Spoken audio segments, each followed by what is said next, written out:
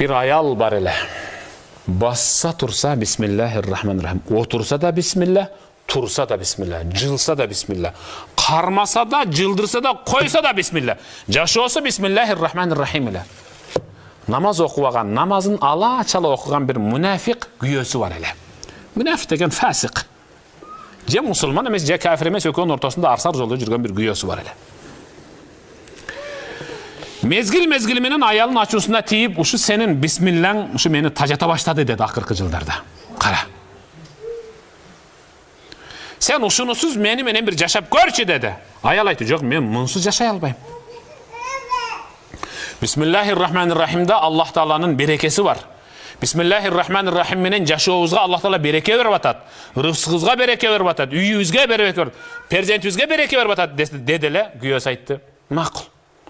Ошол сенин Кудайың бисмиллах аркылуу берген береке боло берсин деп кытмырлыкты, кыйтырлыкты ичине катып, бир күн момундай болгон капчыкка, кошелёкка да мындайча айтканда, кошелек, катман дейсиздер, эмне дейсиздер, ушуга акча салып, аялына мунуну коюп тур, сураганда бересиң деп сунганда күйөөсү, аял айтты, бисмиллахир-рахманир-рахим деп алды.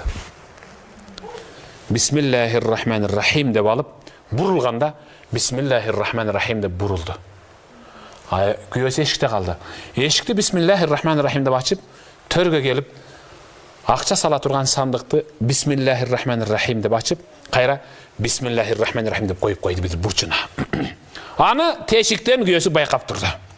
Качан аялы өзүнүн жумушу менен алек болгондо, баякы жүзү кара күйөөсү кирип туруп, сандыктын эшигин ачып, акчаны алып, үйдөн алыс жердеги чоң көлгө алып барды дагы Мессага деп ыргыты берди.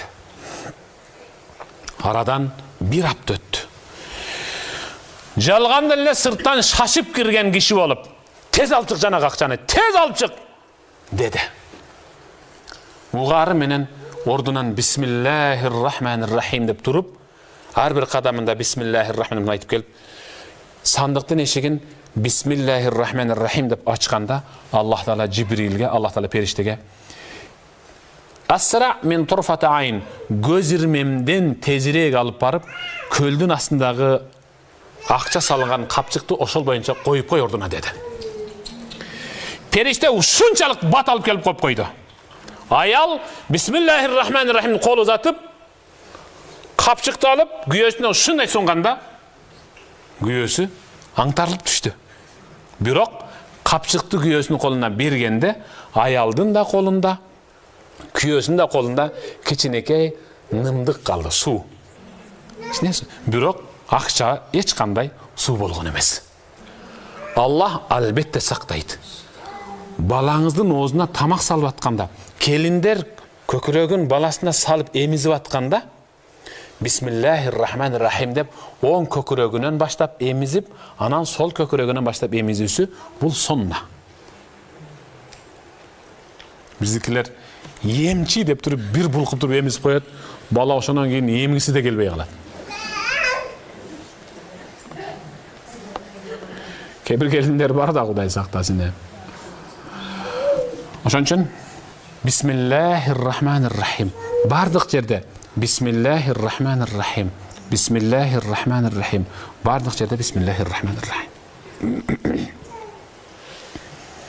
Билесизби, сиз жерге эккен картошка ошол жерде өнгөндө ал бисмиллахир-рахманир-рахим деп өнөт. Ушул көчөт дагы эгилгенде тамырын, сиз жөн эле шабдалы көчөт эктиңиз. Ал тамырын нымга түшүп, биринчи жайганда бисмиллахир-рахманир-рахим деп жаят. Бүчүрү бисмиллахир-рахманир-рахим деп атат. Гүлү бисмиллахир-рахманир-рахим деп ачылат. Анан сиз аны кантип анан бейбисмилла жейсиз ошону.